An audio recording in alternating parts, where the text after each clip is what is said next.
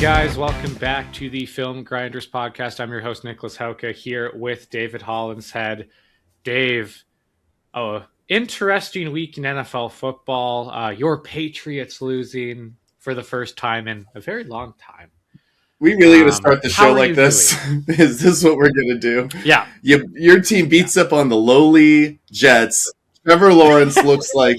I didn't even mention You didn't need to. I see it in your eyes.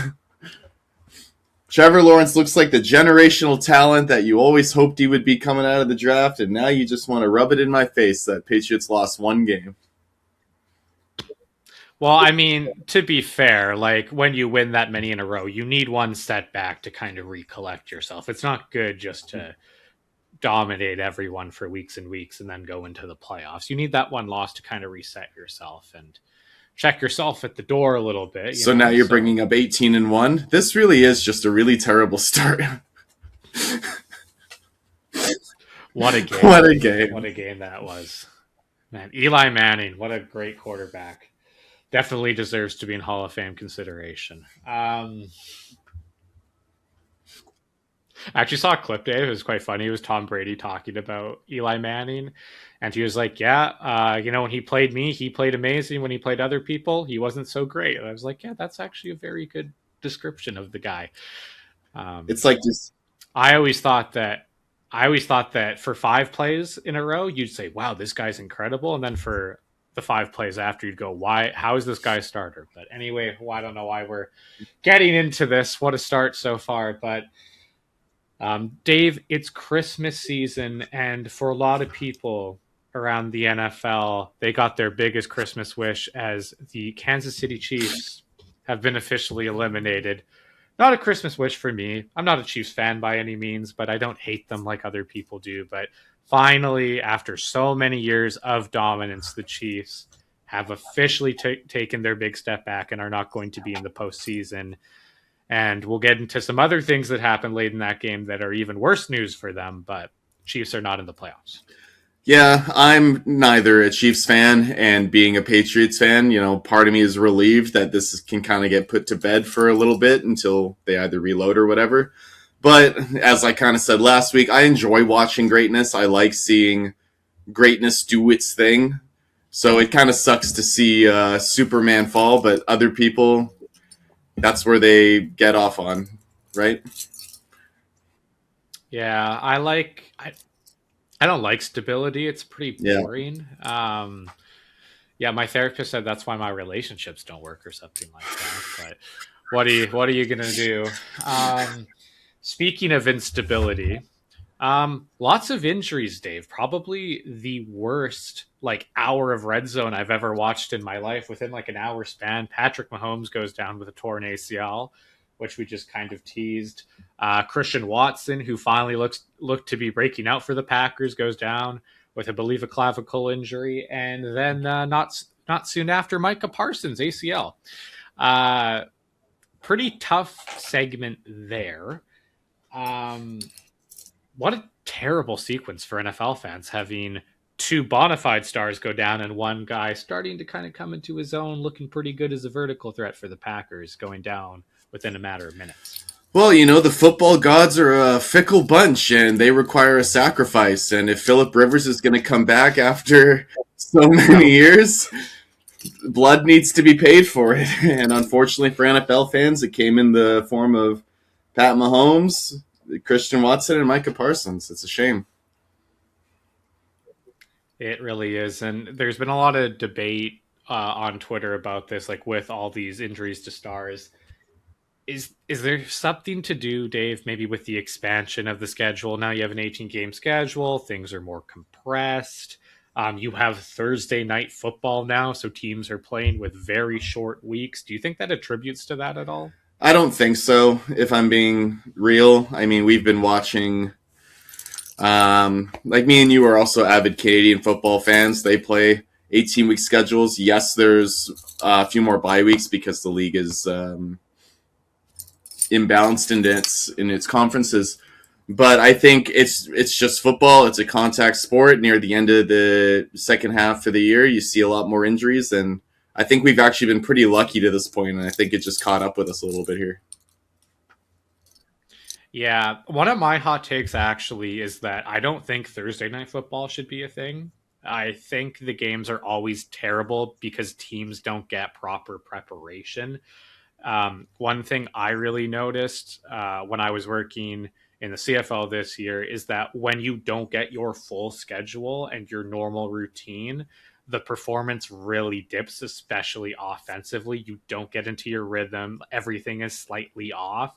And as much as the guys are the most, they're as professional as you can get and they put in the extra hours when they don't have the extra day, like there's just something off. And it's with every team, right? And you see it every single Thursday in the NFL where obviously teams don't get proper rest. I think number one, you're not fully recovered because football is such a physical sport. You don't get your full week off. You don't get the proper mental and physical reps executing new things. So things become more vanilla schematically. And I feel like you don't really get a lot of good games anymore. I'm trying to think off the top of my head. Like, I can't even think of the last really good Thursday night game there was. There's been some okay ones for sure, but I feel like the level of play isn't as high as it could be. No, I think that the opening week Thursday, like the kickoff game, is fine to be on a Thursday. Yeah, You have like the yeah, week off before. You have time to put in a game plan, and it's the first game of the year. You want it to be like a spectacle, really, right? But beyond that, like exactly like you said, you cannot recover both physically, mentally, correct your mistakes from the week before, and implement a full game plan ready to go for that team within the span of basically 3 days, right? So I think it's bad for the game. I think it's just totally a money grab, putting multiple games on Thursdays now. I think it needs to be done away with, but the NFL will never do that. yeah, yeah, that's true. And like from a fan perspective, right? Like it's great to have football 3 times a week now going into December with college football kind of winding down until playoff time, right? In a couple of weeks. Now you have Saturday games too. So from a fan perspective, football 4 times a week is pretty great. I don't think you could really complain. But from a quality of game perspective, not quite as good. I would like Thursday night football eliminated, other than maybe opening week, as you just said. That's a very good point, actually. Or if they could find a way to like, I was going to say maybe coming off of a bye, but then you don't get a proper bye week, so maybe not. Yeah, so maybe just get rid of it. I don't know. It'll never happen because the money grab, and I'm sure lots of fans will be like, "What the hell are you guys talking about?" But um, I digress. Um, Let's ask our Cleveland fans what they think about this. oh, they love us so much, Mm-hmm. Dave. But anyway, talking about quality of play, two In Cleveland, quarterbacks this in the week. same sentence. Yeah, Shador did not have a great week, but we won't get too far into that. One player who did have a very good week, Dave, JJ McCarthy. Now, now we've kind of talked about the Dallas defense. It's been going under the radar a little bit. Jerry Jones made some comments earlier this week stating that the next couple of weeks will be very important for Matt Eberflus on his defense's performance if he'll have a job next year. Do you think that's why JJ had such a good week, or do you think JJ has started to progress? Because he did make some really big time throws. Looked like Speedy Naylor kind of Space Jam Justin Jefferson and looked like the main guy during this one, but he did make some good throws. Dave, do you think that's more due to the Cowboys defense, or is JJ getting I think better? it's absolutely due to the Cowboys defense. I mean, hey, good for JJ. You're finally stacking. You have a good day to stack on.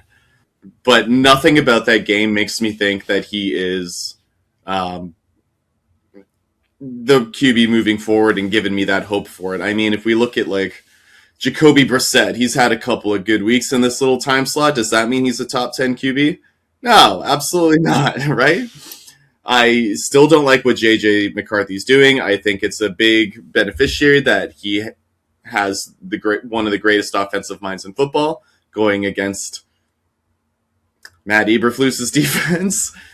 And I really don't like his attitude, if I'm being honest. Like, some people love the swagger stuff, but when I saw him scramble and do the gritty 5 yards into the end zone, like, my brother, you have not earned this kind of swagger yet. I'm sorry. You like there's act like you've been there before, but dog, you have not been there before. Be humble, stack a day, stay healthy, and maybe we can revisit this in a year when he can do that. But no, I don't believe in it. It's very old school mindset of you, eh? What can I say? Old man yelling at a cloud, "How dare you celebrate into the end zone after making a big play on primetime football? Disgusting. You need to earn it." The greatest thing the league ever did was ban celebrations. Watching Chad Ochocinco pull Oh, himself. nothing like a 15-yard penalty for spiking the football. Thank you for keeping the game safe, guys. Hey, I don't want my kids emulating pulling a cell phone out of the goalpost and proposing to a cheerleader. That's the last thing I need on my football team. Well, I think the problem is those celebrations were actually very creative back in the day. Now they're just kind of silly TikTok dances. But no, Now who's the old man? There's the old man there. Damn kids and their TikTok dances. And my dentist said to floss twice a day. These kids are doing it way too often. We had a player this year get like on my high school team that I was coaching, get a penalty for spiking the football. 15 yards. Good. He's excited. It was a big play. Anyway. It just brings violence to our communities. Yeah. I don't know.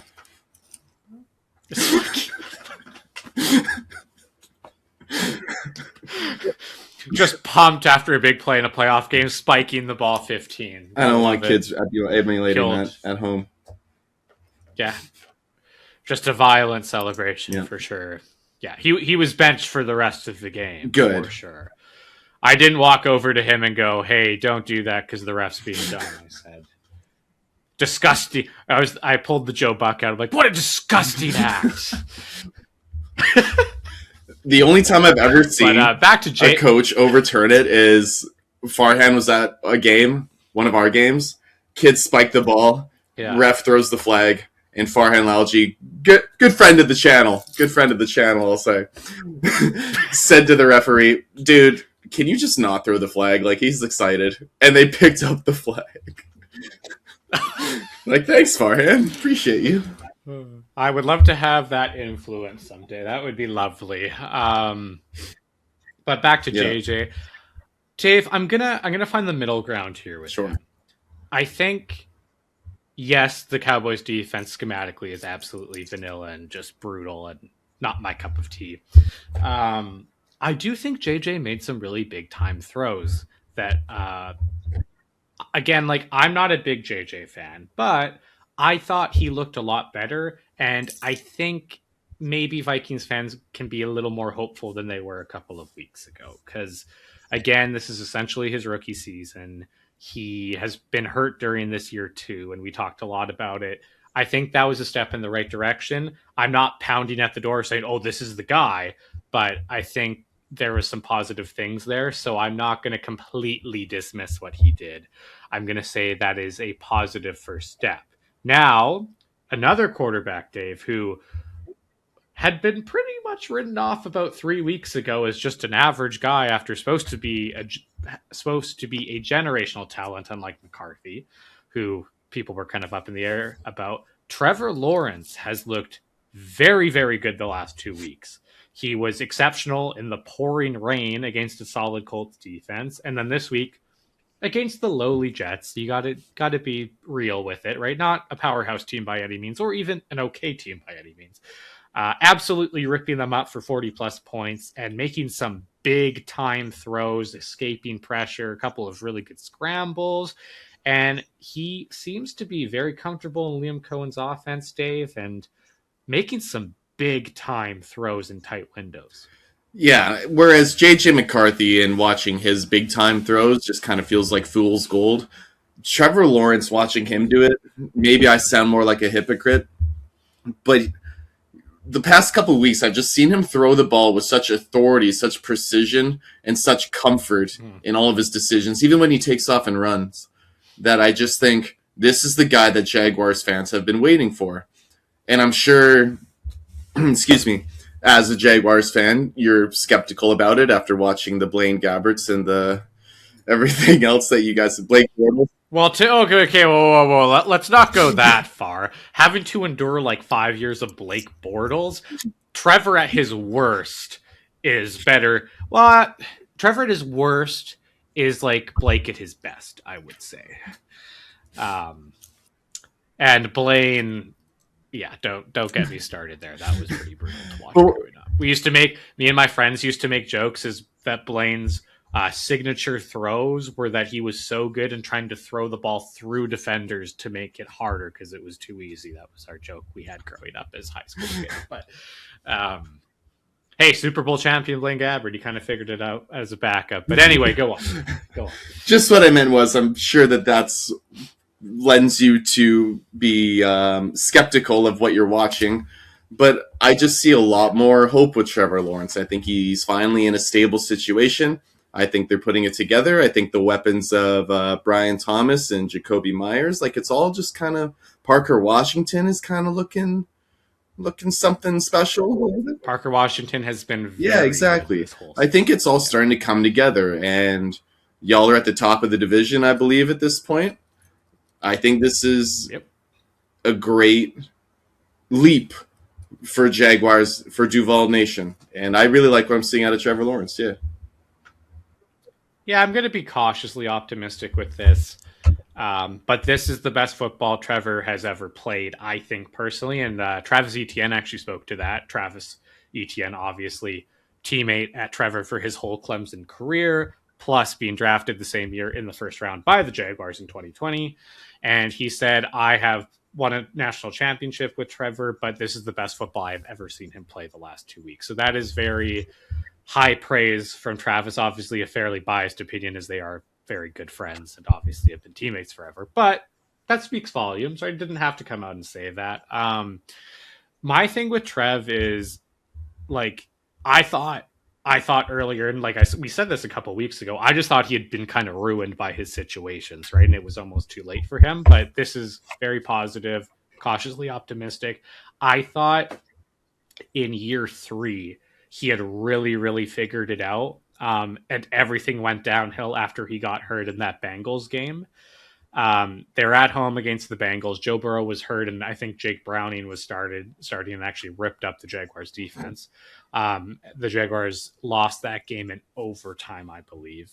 And Trevor was exceptional until I believe the third or fourth quarter, where he got his foot stepped on by Walker Little, destroyed his ankle, came back too early, and was never the same after that. And he was ripping up that Bengals defense, who was actually good at the time, was not the Bengals defense of now, and started to really be finding his groove. And I thought maybe that was over. Maybe that's because I'm a pessimistic Jaguars fan, but he's starting to improve again, and it would be very lovely if he could continue to play like this, because it's a lot of fun to watch. And I honestly just feel bad for him. He's been put in terrible situations his whole career, and finally in a stable situation, finally seems to be blossoming. And I really hope, just for his sake going forward, that that continues, because I'm used to misery as a Jaguars fan. I can take it, but he seems like a good dude and he deserves it. So. Y'all are in the business of misery, and I hope Trevor Lawrence can take you to the top. Absolutely. Oh, geez. No, it's not so fun when someone else does it, is it? After all this time, Dave, I should be over all the butterflies, but I am still into primetime games. We'll start with...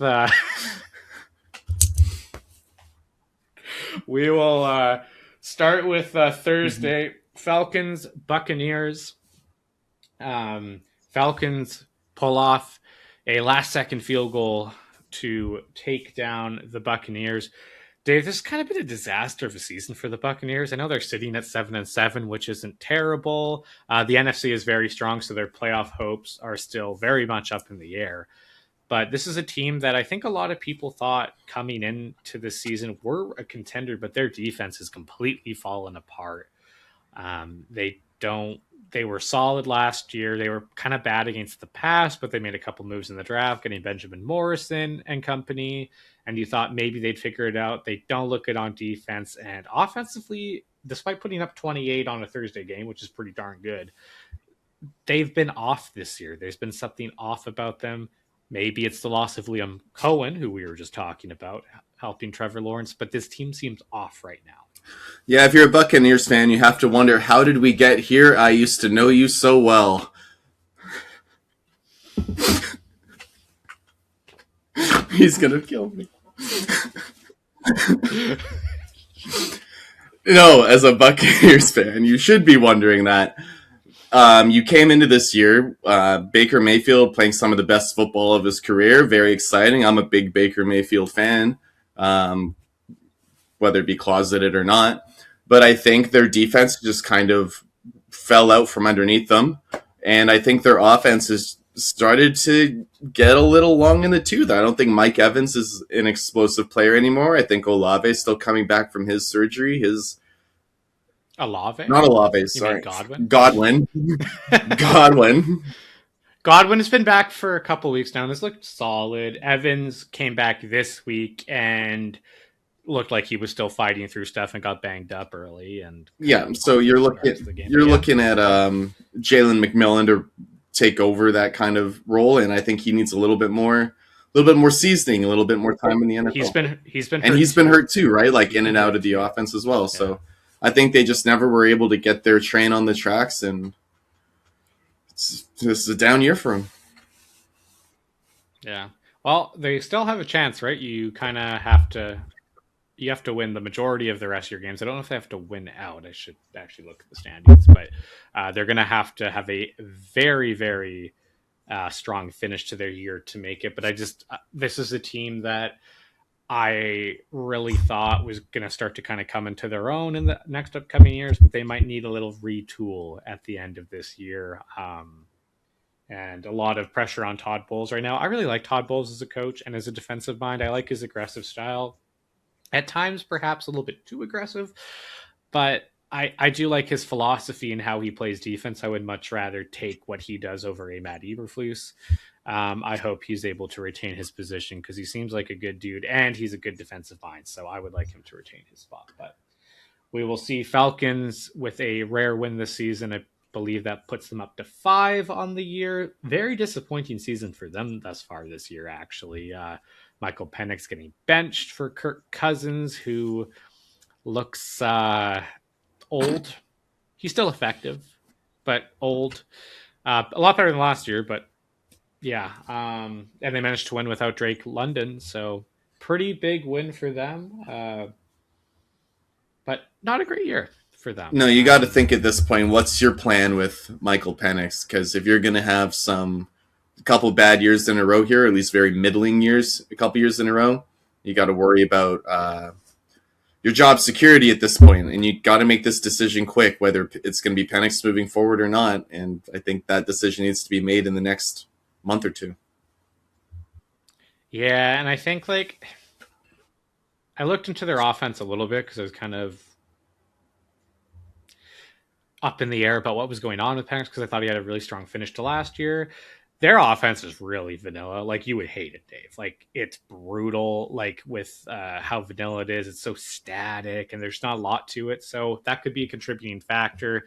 Maybe you need to, like, Raheem Morris is a defensive coach, right? And the big knock on defensive coaches, and I am one, so I can speak to this, is like, who's going to be your OC, right? Like, who is going to be your OC when you come in?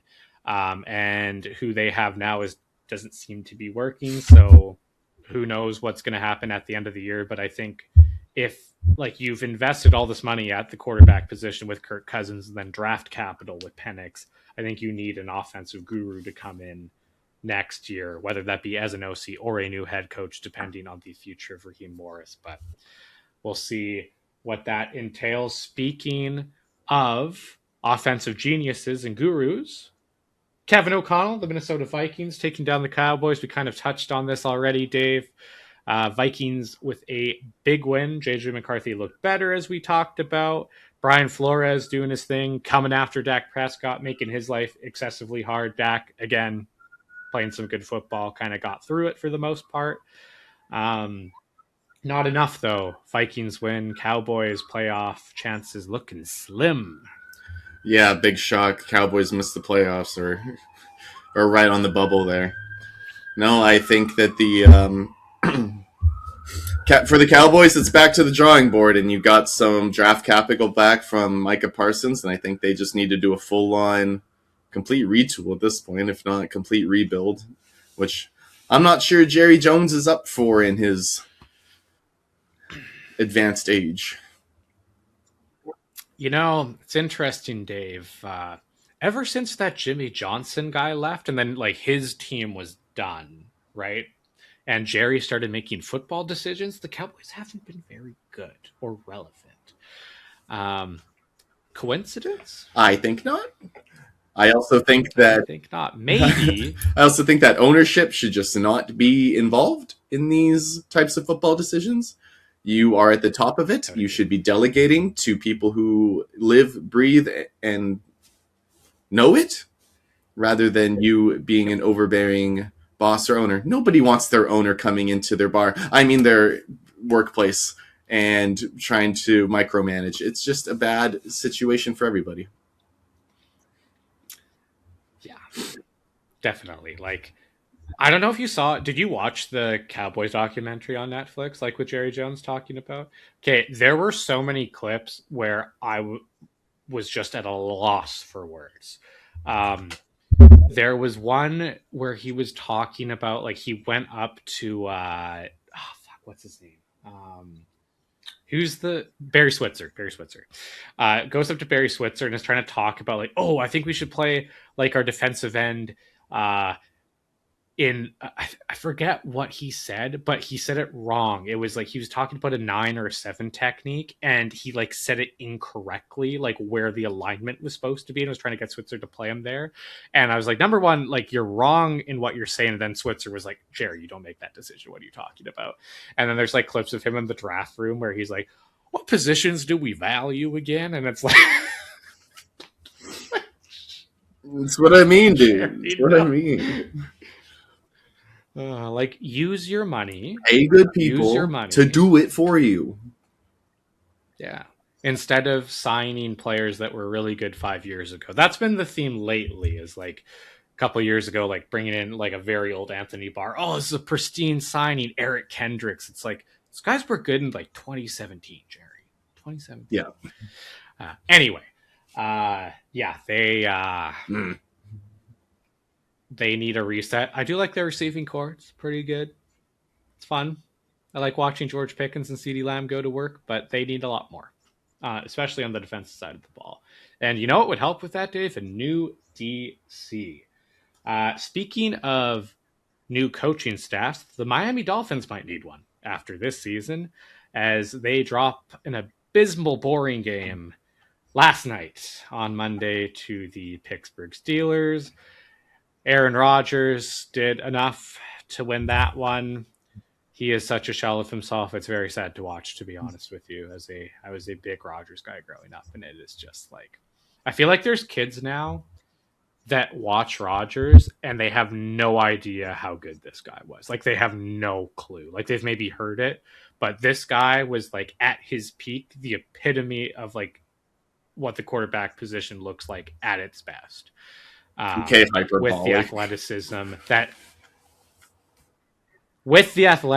that certain quarterbacks that won a ton of Super Bowls never had, the arm strength that same guy does not have, and pinpoint accuracy, which is pretty similar, and just the ability to make unreal plays, and he cannot do any of that anymore. So it's very sad to watch. The other guy that is aforementioned was able to play at a much higher level to him in his 40s, so I got to give that to him. But at his peak, man, Rodgers was amazing, and it's just a shell of himself. But they do enough to beat the Dolphins. And the other quarterback, Dave, Tua, some decision making in that second half that was just abysmal. Like, I don't know what he's looking at. They look to be running some like glance RPOs, and he just made some of the worst reads ever. Like he's trying to read the inside backer / safety or overhang and just makes the worst read ever. Like a read that reads that high school quarterbacks in those systems don't make, and just throws it right to defenders who are just sitting in lanes. Um, what is his time over? Like I think there's the coaching staff is probably done in Miami, but is Tua's time as a starter done in the NFL? Because he looks really, really terrible this year. I think he has enough on his resume that'll give him a chance with the next coaching staff, at least for 1 year. Okay. But we've kind of heard the rumblings of this for the past year at the very least. And not just this season. I'm talking about going into last season. Now, there's been rumblings in the locker room of guys kind of falling out of Mike McDaniel and, being hyperbolic, some kind of mutiny in the locker room. I think we're starting to, after a season like this, you start to see guys kind of start to mail it in and not play for their coach anymore. And maybe Mike McDaniel's saying the right things, putting the game plan in the right way. But if it could just be falling on deaf ears at this point, knowing, hey, man, you're out. I'm not too worried about what you got to say. I know they're professionals and they are still earning their paycheck, but it's tough to bring it 100% of the time when you know that you're just waiting for your next guy in charge to come in. Yeah, like it did seem like they were fighting though. Like I don't want to totally dismiss like the players' effort Oh, and Mike McDaniel's ability to get them to play because I do think they were fighting, but the offense looked so incompetent in the second half, which is so strange because like you can say whatever you want about him as a head coach, right? There's a lot of debate about that, and rightfully so.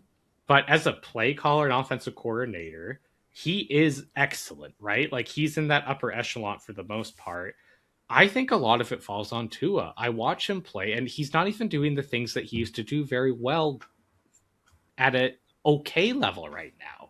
Like the RPO game was his staple, right? Getting the ball out quick. He, I believe, has like the third fastest release time in the league for quarterbacks over 100 attempts, if not more.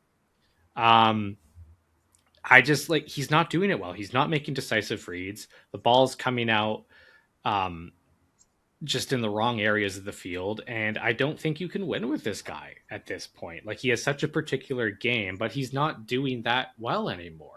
So I don't know what you do with him. And yes, there's been injuries to the receiving core, etc., but it's just so limited. And I don't know. Like I just don't think you can win with this guy. no, that's fair. I think that's two different ways of evaluating the same player, unfortunately, and time will tell. But I think he's played well enough over his time to earn him one more year with a fresher start with a new head coach, and we'll see what happens from there. Maybe I flip sides and I'm on your side again, but I think he's earned the benefit of the doubt for one more year. Fair enough. Fair enough.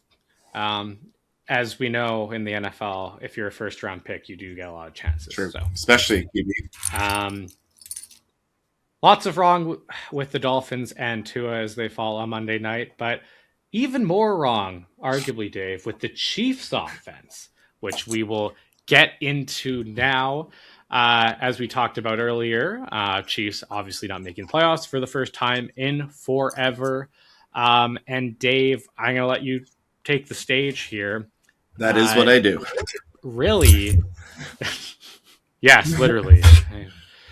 The actor takes the stage. But this is a team that really, really has been struggling offensively, which is strange because you have the best quarterback in the league. Andy Reid, always known as a great offensive mind. What is going on with Kansas City's offense that it's been struggling so much? I think that it's really a mixed bag of things that are making the Chiefs offense struggle. And one of the easier things to kind of point to, and the kind of the lazy take, I feel, honestly, is to point to the offensive line and say they're bad and they're banged up, which is all true. But I think there's plenty of other reasons that you can watch the film and grind the film and point to and see why this offense is struggling. And I think it has more to do with the personnel, play design, and guys just being a little long in the tooth to do what they're being asked to do. So I ordered them in order this time so we can go right from the tippy top. We going bad pass design first or pass? Bad pass design number 1, please. Alrighty. So one thing you got to know about me as an offensive mind is I hate when you have 4 guys, maybe 5 guys here, running the exact same route it just hurts. So what we're going to see is trips right. Oh, Even Nick's hurting here. My kind of yeah. catchphrase has always been, don't be easy to defend, and this is easy to defend. You have 5 guys. None of them are elite receivers at this point, and you can see how the Houston here just has no respect for any of the receivers being 5 spread out. You have 5 guys basically static, 5 yards downfield, and they're not really going to move. They're not worried about the Chiefs pressing the ball downfield or stretching the field, and it's going to be man coverage basically across the board. Yes, the corner on the bottom of the screen here, he's lined up a little deeper. He's sitting at 7-8 yards, as I would call it, above the hard deck. So you would think he's going to play deeper, but he's going to clamp down on it very quickly. You're going to have all 5 guys essentially just running little hitches, hoping to pick up 5 yards in a first down. And we're going to see what happens here when we play the clip. No one's going to move from 5 yards downfield. They're going to let them run into them. Mahomes is going to try to throw to the top of the screen to Juju Smith-Schuster. The pass does get batted at the line of scrimmage, but I just don't think this is great play design, and I think it's easy to defend. Nick, what do you think? Well, yeah. It's Yeah. what I don't like. What is going on here? You have this is brutal. You have 2 ends coming at the hashes at the same depth. Like they're going to run into each other. This isn't mesh either. Like they're running hard ends and they're going to run into each other. What the heck is this? Then it looks like Worthy is going to pivot back out, but then you have an in at the same level over here. What is this? This is what? I think of double in. You can basically call it like 4 different ends with the one receiver that you just pointed out running kind of a bang concept, like an in then bangs back out. But there's no space being created. There's no separation being created. Mahomes is going to take a 2-step drop, which is fine if that's what if a hitch is what you want to hit. But then you got to take the pre-snap read and get it out there quickly, which in that case, I would say the receiver at the bottom of the screen was probably your right read. Yeah, and like I think again, you would know better than me as an offensive guy, but from a defensive perspective, the best passing offenses have answers.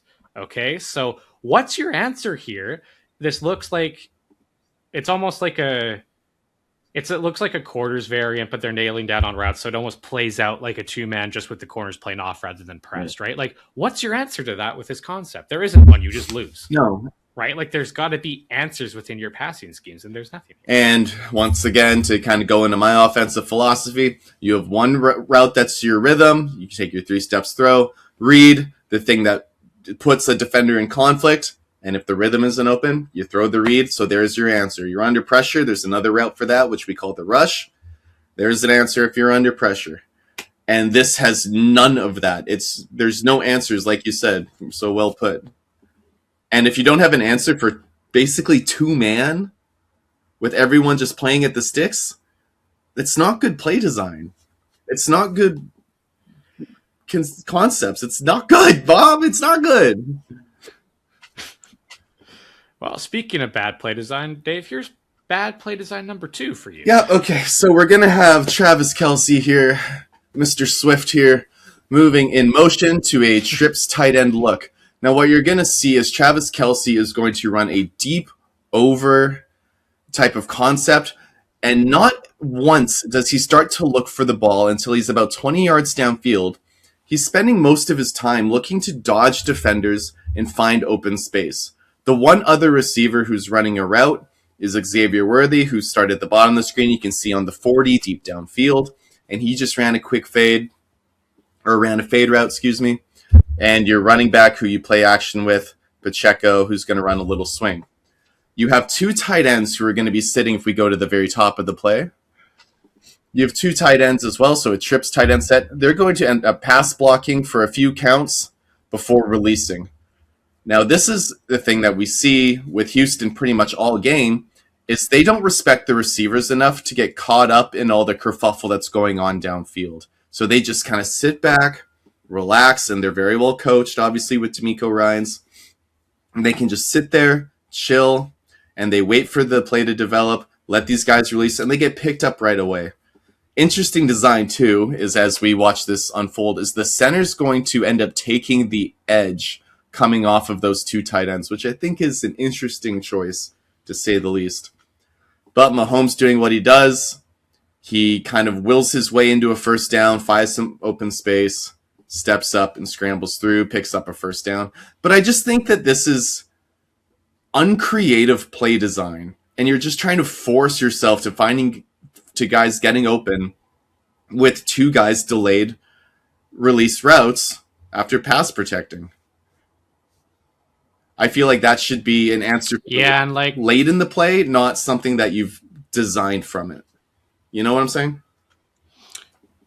Yeah, like it looks like they're running Mills here, right? With Worthy running the deep post, and then Travis with the crosser. I always find this play works better from under center with the quarterback with his back turned completely if you're going to go play fake. Yeah, but it's really easy for them to. And hold on. They're also in one high here, so this is more of a two high beater.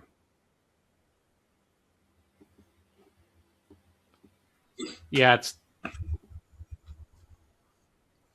Middle of the field closed. I agree with what you said. Linebackers are able to easily pick up and find Kelsey in the middle of the field all by himself. And again, we've talked about where are the answers, who's getting put in conflict here, and I would say no one's in conflict. You're hoping that and I'll get into this in later clips, you're hoping that Kelsey is fast enough and athletic enough to run away from guys and find space and have Mahomes find him as well. And I just don't think he's that player anymore. Yeah, that's really fair. He's more of like a zone guy, like find the vacated area. Find the vacated area, 5 to 10 yards downfield and sit in it for quick stuff. Okay, so we're going to go into bad run design. You think the run game was safe? Absolutely not. Here we are. So this is kind of the Chiefs' base run. They determine a strong side by putting the tight end on the left. I prefer to do that as well to make sure not just go 2 by 2. I want to dictate that there is a strong side and react to how the defense calls it. Now, we talked about how the defense just hasn't respected the Chiefs receivers at all. Wait, what did I say? Houston hasn't respected the Chiefs receivers at all. And I think this is a perfect example as to why. So you can see Travis Kelsey on the left side of the formation lined up as a tight end. Pacheco's obviously in the backfield. So you got 3 receivers out there somewhere, right?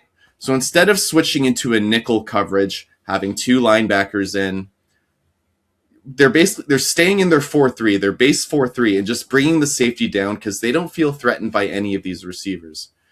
Now, what we're going to see is we're going to see an inside zone to the right side, right? And if you just look at the numbers, you can keep it paused. I don't want the play to get moving yet. Now, if you just look at the numbers, the wisdom that I was taught is if you draw a line from the center up, anything on the right, you will count. So you will count 2 offensive linemen to 3 defensive players. That's bad numbers. That's really tough to make that work. And if anything on the left, you would count that as well. So you got 3 on 3 basically. Slightly better numbers there. So it's already going to be tough for you to make an inside zone here work. Just in general, just numbers wise. So now as we watch the play go, we're going to see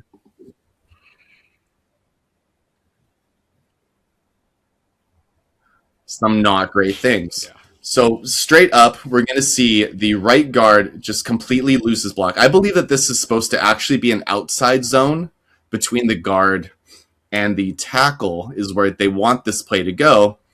But the right guard just gets pushed right back. Linebacker or defensive lineman, is able to keep his leverage with one arm, push him back, and is able to make a play on the ball carrier. What we've also seen is the linebacker number 45, I want to say. He's able to easily spill the play back inside and let number 0 make the play. And the one part of this that I really don't like, and we saw this with the Ravens, is the left tackle and left guard are going to reach to that defensive tackle.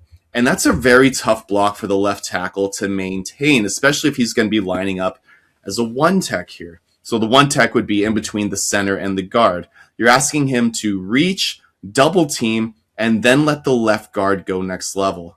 What ends up happening is the left tackle just kind of eats shit, falls down, and the defensive tackle can make a play on Pacheco. It's just not a great recipe for success. You don't have the numbers, you're asking for hard blocks, and the play ends up going absolutely nowhere, which is not a surprise to me at all. What do you think, D-Boy? Yeah, and like this 3-tech stunts inside. Yeah, like, I don't know. No, I think you're right. You could call him a 4-eye, is more on the tackle. He stunts inside into the A gap, and then Humphrey breaks off of him too quickly. I don't know the blocking rules or what they're attempting to run here, but like this is poor leverage if we're trying to go this way, right? So he's got to stay on and not get to the backer. But yeah, no, you're right. Mm-hmm. Run game is all about numbers, and yeah, you're right. Here we go. Not good. 3 against 3. 3 against 2, because I'm not counting the center as a person. Oh, I guess okay. you're counting the back. Fair enough. Fair enough. Fair enough. Not great. Okay.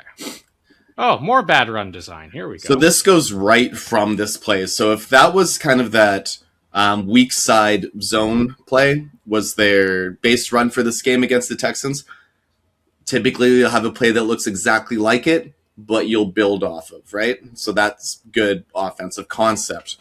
So we're going to have the same kind of thing. Kelsey's not on the line yet. Give it a minute. He's going to motion in. There he is. And they're going to run a very similar thing. It's going to be an inside zone to our left. The offense is right. But we're going to have a couple of pullers to get those numbers. So once again, if we look to the play side, we're not counting the center, but we have 2 offensive linemen on 2 defensive linemen and a linebacker. Those are bad numbers. We're going to see Kelsey pull, and I believe we're going to see the left tackle pull as well. And Mahomes is going to try and hold, the backside of the line with a little zone read action. But what ends up happening is no one is going to get enough push to open up a hole. Pacheco kind of I don't want to say gives up on the play, but he basically just heads more north and south rather than finding a actual hole to break a big play. So the left tackle is going to basically trap block the defensive end on our left. So he's going to run, or it might be the left guard, Regardless, he's going to run hard around behind the line of scrimmage and try and trap block this end. Now, if you're running full steam ahead against this guy, you're hoping that you're going to get a real good pop and be able to drive him completely out of the way of your running back. Same thing kind of goes for Kelsey here, number 87, who's going to come around and lead block through the hole on 45. Just absolutely no push. You're running pretty much full steam ahead, but that linebacker fills that hole, and there's just nowhere for Pacheco to go.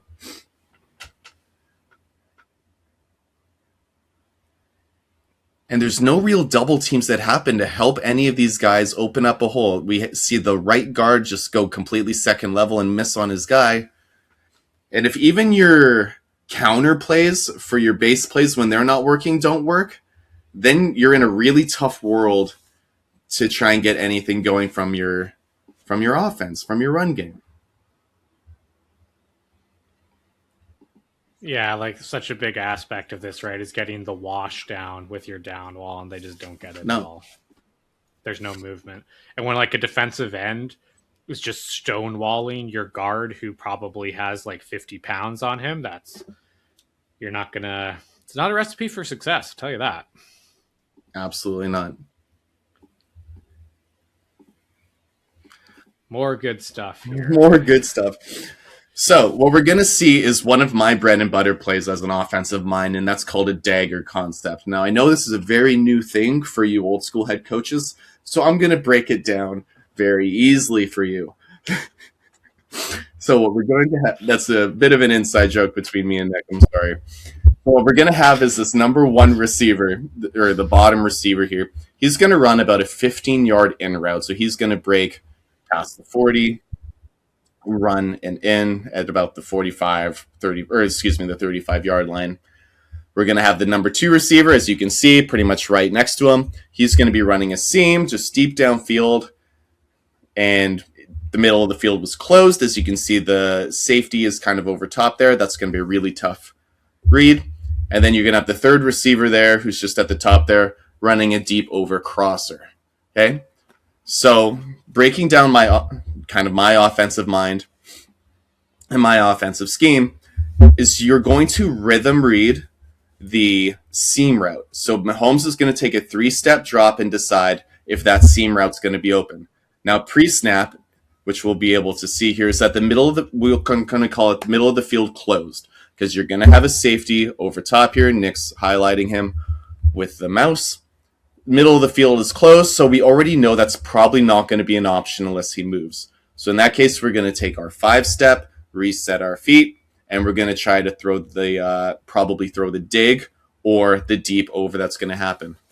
Now, if we look on the right, kind of the righter side of the offensive formation, we're going to have a lot of guys in tight, and post-snap movement isn't going to happen. The corner up top is just going to sit there with Kelsey, who's going to end up pass protecting, I believe.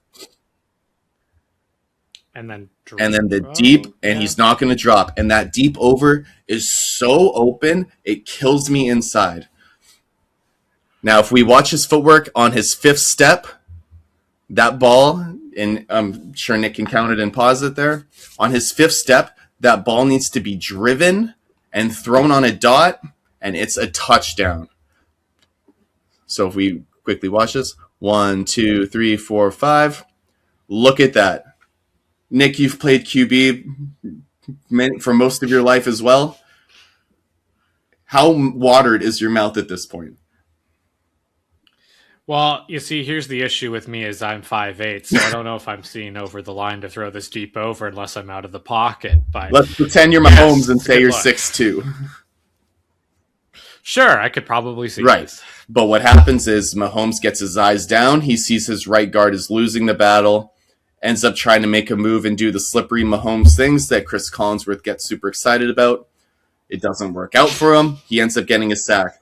But this is the kind of execution you expect out of the quote-unquote best QB in the league, is you need these gimme plays to move the ball, and you have a touchdown here. And it's not like it was a tight window or something that you needed to develop or were too late on. You had ample time and opportunity to throw this ball, but for whatever reason, he either reads it improperly, gets skittish after seeing his right guard get beat, or I honestly don't know. But this is the type of thing you need to hit. Yep, that doesn't seem to happen very often with him, that's for sure. Finally, a well-designed play, and Mahomes doesn't do it. Alrighty, so here... So this is actually, again, decent play design, but very poor execution. So last one, again, poor execution on Mahomes' part. This is going to be poor execution on the receiver's part. So at the top here, we have 3 receivers. The number 3 receiver, Kelsey, he's going to end up running a kind of a slot fade. So he's going to try and take these defenders deep, put all 3 of these guys, hopefully, in conflict, which I like. But then the receivers 1 and 2 at the top are going to basically run a quick spacing concept. They're going to peek inside, find the inside zone, sit down in it. They only need 5-ish yards to pick up a first down here. So it should be an easy rhythm read for Mahomes. We're going to have our quote-unquote running back, who's actually Xavier Worthy in the backfield. I'm not entirely sure how I feel about that. But he's going to run a little flare to the right as well. Now, it's going to end up working on the play side, but if we're looking at a pre-snap read, we got some bad numbers here. We have 1, 2, 3, 4 defenders on 3 receivers. Maybe a guy carries with Worthy. So it's not great numbers, but what Mahomes is going to look at is Noah Gray at the bottom of the screen here. We kind of have, he's going to run a slant route. Middle of the field looks pretty open, especially short there. We just need him to get a half decent release. But what we're going to see a lot of later as well is his release off the line is going to just be running into the defender, trying to push him off, run block him downfield, and then shuck him and turn his head. And that's really tough to do to then make the catch. So if we see the play, we're going to send Worthy in motion. Just collides into the defender, runs the slant, and it's tough to get your head around. Mahomes has to get rid of that ball quick, as he should, and the ball just goes right through Noah Gray's hands, and it's a drop. Yeah, that's on the money. That is on the money. Now, I don't know if they're being coached to go into collision for releases. We're not in the room where it happens, but I would be avoiding this kind of release collision type thing like the plague, if I'm being honest. Is it maybe because he's matched up against a corner and he's a big tight end, Dave? Or yeah, you could be playing that angle. I just think it's really tough to be physically engaged here, turn your head around, and then make another physical play and catching the ball. I think only the great tight ends can do that, and I'm sorry, Noah Gray, you are not one of them. And you just kind of proved it here.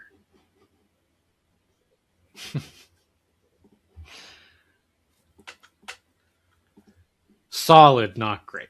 Solid, not great. Not great on third down. Alrighty, so what we got here, I believe we are on... This is the man coverage with Juju Runaway is what I have here. yeah, Juju. So we talked a little, or we at least touched on running a mesh concept. So we have 2x2, already not my favorite formation, but it's fine. We're going to have Travis Kelce, the slot receiver on the line of scrimmage, on the top of the screen, on the left side of the formation. And you're going to have Juju Smith-Schuster, the slot receiver, at the bottom of the screen, also on the line of scrimmage. So a little mesh concept we're going to see here is Kelce is going to go under, Smith's going to go over. Hopefully there's some collision or some picks that are set. Mahomes just has to sit there and find which guy gets open. Now, unfortunately, what happens here is they play man coverage, and you're looking at a receiver who needs to basically run away from that defender. And Juju Smith-Schuster just can't do it anymore. No picks get set. I think you're hoping that a pick gets set for Kelce. That just doesn't happen here. And you're asking Schuster to run away from this corner in man coverage. And Houston played a lot of man coverage this game because they just don't respect the idea that these receivers can get open or create separation on these guys. So they run this little levels mesh. Schuster can't get away from the defender. I'm not sure that I like this throw even. The safety is just sitting there, waiting, pops him in the back, ball comes up, interception. Now, if you have a Tyreek Hill here 3-ish years ago, I think he probably runs away from this defender and is able to pick up 20 some odd yards. But a guy a little long in the tooth near the end of his career, I don't think can do that. And a little side point to this play as well is you're going to have Xavier Worthy, who is touted as this explosive athlete out of college, running a fade route on Lassiter, who Nick is now a huge fan of. He's going to run a fade on Lassiter. Now, if we're looking pre-snap, I like throwing this fade route to Worthy. You have a defender in. Yeah, one high. Yep, you have one high. You have a guy on press coverage, and you have your best receiver athlete on the outside there. I think Lassiter does a really great job of covering this. Don't get me wrong. I don't think that the back shoulder's open. I don't think that putting air on it is open. But I think that might be worth a better throw than this. At the very least, you can throw it away over Worthy's head if it doesn't work out for you. You know what I would like to see here too, What's Dave? That? And like, again, not an offensive guy, but just from like a challenging and putting players in conflict type deal. something to put him in conflict too, right? You have kind of this Sid and then the crosser, like we talked about. Why not have like a nice deep post here? So if the safety does break really hard on this crosser, you can throw a one-on-one over his head or something like that. Yep, I would agree. I love putting more, and in my terminology, we would call that the release route, the route that would be get open and be a big play. But as we kind of talked about, there just doesn't seem to be too many answers built into this offense. And it's predicated a lot more on guys being able to create their own separation and run away from defenders. And they don't have the horses for that anymore. And they seem to want to die on this hill. And we're going to see this in the next clip as well.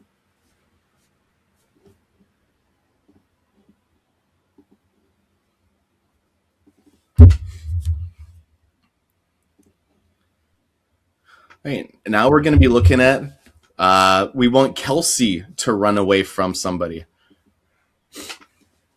So Kelsey is the inline tight end at the top of the screen. He's going to be running a deep over route. The tight end on the right side, Noah Gray, who just came in motion, he's going to end up blocking the defensive end while the rest of the line slides to the left to try to sell the run action. And we're basically going to have a couple routes going deep on the bottom of the screen here. I think the primary read is Kelsey coming over the middle and or the comeback route from Xavier Worthy.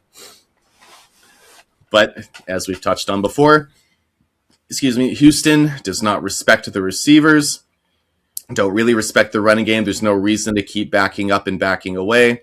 We can just play man coverage. We know they're not going to get separation on our guys. We're going to have the outside linebacker once he sees that who's manned up on Noah Gray. Once he sees that Noah Gray is occupied in pass pro, he's just going to beeline it completely straight to Mahomes and make that a really tough throw for Mahomes, who is just going to stiff arm and will his way into this being. This is the wrong play. Sorry, that's going to be the next play. But you're really putting it on Mahomes to try and make this throw. And if Kelsey isn't going to get any separation, Worthy doesn't get open on his comeback, and just straight up cover one man coverage is going to stop this offense, it's going to be a tough way to move the ball. Yeah, I don't really. No one's in conflict. And there's no answer. Sliding the line this way to boot this way when you're not going to do like an actual like naked fake. You know what I mean? When like the whole line slides this way and you're trying to take advantage of Will Anderson's aggressiveness. I don't, because like if you were to do that, he would have to chip after, right, and go to the flat. Mm-hmm. So then this guy's in conflict, right? But yeah, I just don't like the protection aspect of this either, actually. The only guy who seems to be in conflict here is Noah Gray.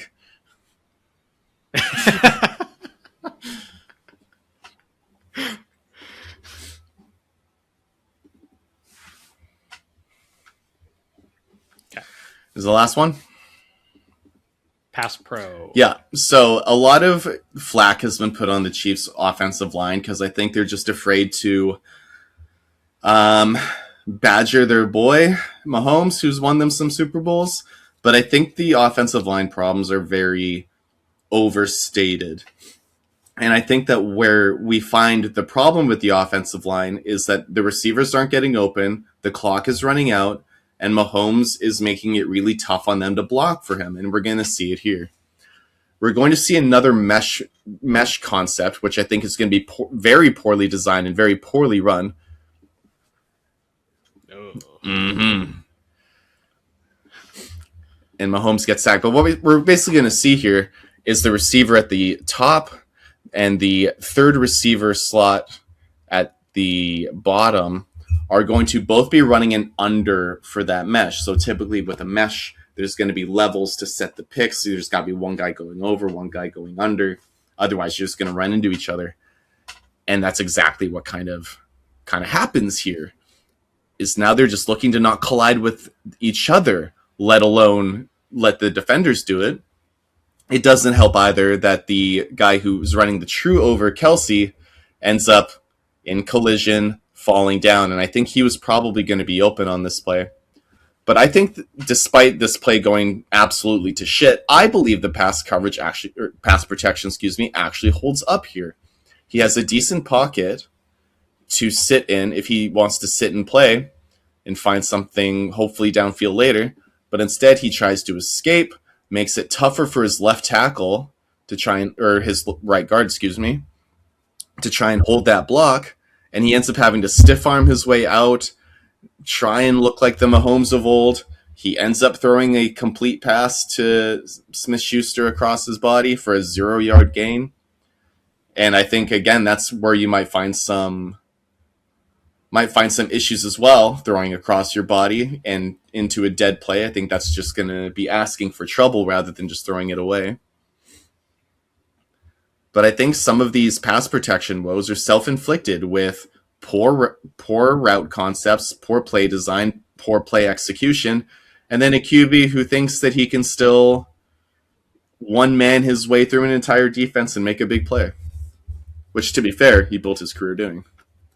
Yeah, that does not look like the Chiefs of old with the lots of innovative designs and um, utilizing their player strengths really well. I wonder if Eric Bieniemy leaving has something to do with that. It feels like the last couple of years without him, they have not been as innovative on that side of the ball.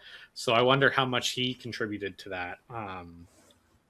And I wonder how much Matt Nagy being the OC contributes to that. But only time will tell for them, Dave. Hopefully they for Chiefs fans' sakes, they can figure it out in the offseason, and Patrick Mahomes will have a lot of mental work to be able to do. He won't have, and well, physical for that matter, but he won't be able to really throw the ball. He'll be healing his ACL. So hopefully he is back for the start of next season, because even if you hate the Chiefs, he is good for the league. He is, I think, at worst, no, I still think he's the best quarterback in the league. Josh Allen's playing pretty damn good right now. Drake, May. He is not there yet. Patriots fan, but it is good for the league for Mahomes to be playing, so I really hope he is ready to go and can get back to that high level right from the get-go next year. Speaking of quarterback play, Dave, a lot of quarterback play today. A lot of topics.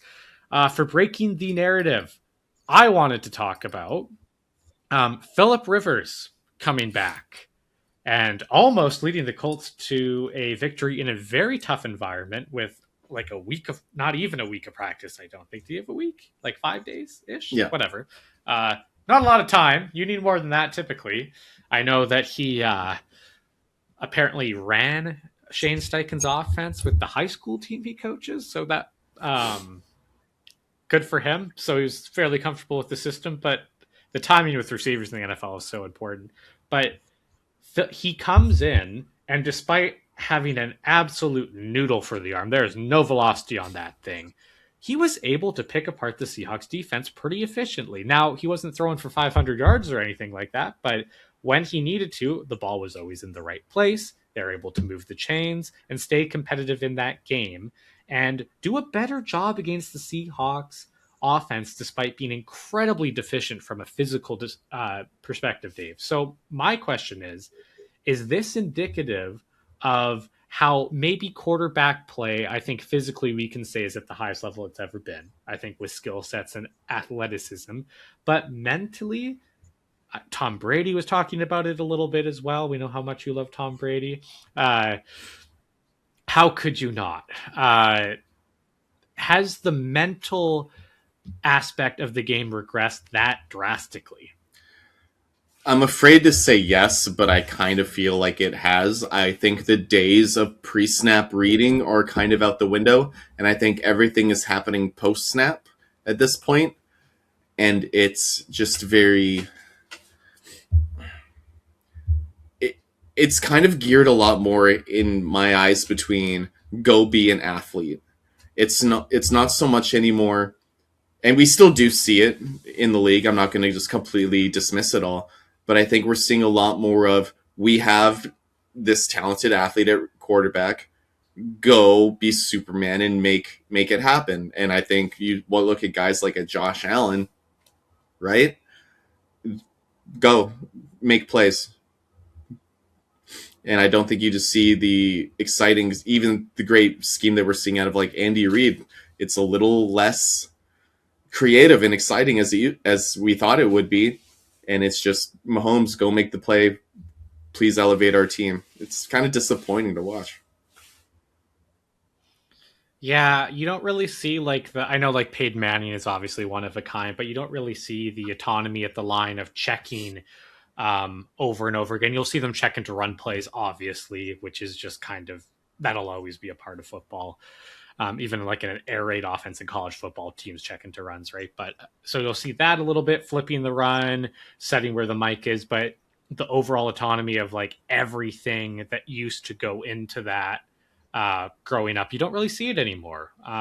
So it was interesting to watch Rivers operate. It looked a lot different than a lot of quarterbacks out there. I think Roger still does it a bit, obviously. Um, Guys like that are a little bit older and kind of grew up with that, but it seems to be a dying thing for the most part. So interesting, very interesting. Yeah, it looks like a very basic roadmap of offense compared to, especially how we kind of grew up watching. When Josh McDaniels' offense, and his offense has evolved obviously, but is looking at probably Mhm. close to 15, 20 years old, going off the Erhard Perkins, Eric Coryell type system, where both receivers and QBs had to be so studied in both the playbook and the defense and the game plan, et cetera, to just athletes need to get open and run away and make space. And then if that doesn't work, my QB's a better athlete than you. So we got 10 yards. Yeah. Feel like there's a nice middle ground that can be found, but teams need to work on that. I also wonder, like, is this new style of play affecting quarterbacks' longevity? Because, like, we've already kind of seen it with Mahomes this year a little bit. Um, Obviously, still, like, I don't want to, like, he's obviously still amazing. Like, I don't want to get away from that at all. But like, if you look at a guy like Brady, and much as I hate to admit it, or even Rodgers until like what 2020 21, like these guys were absolutely dominant for 15 years, and obviously Mahomes is still that guy. Like, I'm not saying he's not, but like, I wonder how long is that going to last with him?